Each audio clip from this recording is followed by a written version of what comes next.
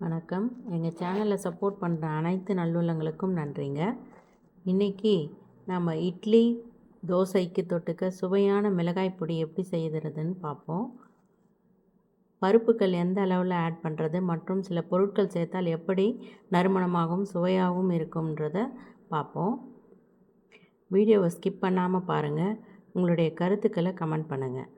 முதல்ல 1 கப் உளுந்து எடுத்து தோல் இல்லாத உளுந்தாகவும் எடுத்துக்கலாம், இல்லை கருப்பு உளுந்தும் எடுத்துக்கலாம். எடுத்து வாணலியில் எண்ணெய் விடாமல் சிவக்க வறுத்து எடுத்துக்கணும்.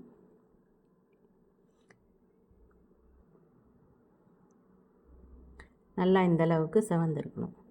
அடுத்தது அதே கப்பில் 3/4 அளவுக்கு கடலைப்பருப்பு எடுத்து வறுத்து சிவந்து வரும்போது தட்டில் கொட்டிடுங்க. அந்தளவு பருப்புக்கு 2 ஸ்பூன் தனியா எடுத்து வறுத்தோன்னா வாசனையாக இருக்கும். இதுக்கு அடுத்தது 2 ஸ்பூன் கருப்பு எள் எடுத்து நல்லா பொரியிற அளவுக்கு வறுத்து வாசனை வரும்போது எடுத்து தட்டில் கொட்டிடுங்க.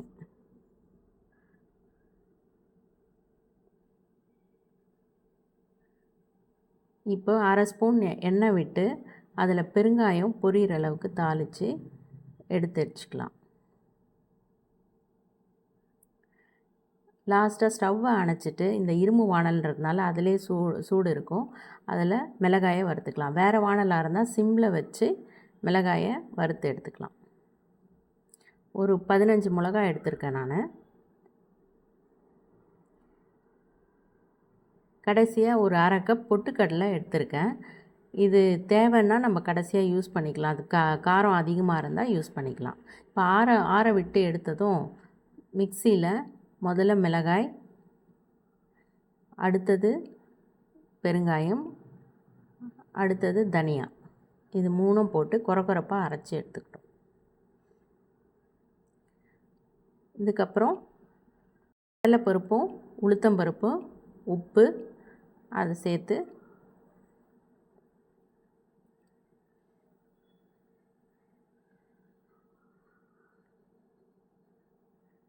அதையும் கொரகொரப்பாக அரைச்சி எடுத்துட்டு இப்போ காரம் எப்படி இருக்குன்னு பாருங்கள். காரம் அதிகமாக இருந்ததுன்னா பொட்டுக்கடலையை எடுத்து தனியாக வேறு ஒரு ஜாரில் அரைச்சி இதோடு சேர்த்துக்கலாம்.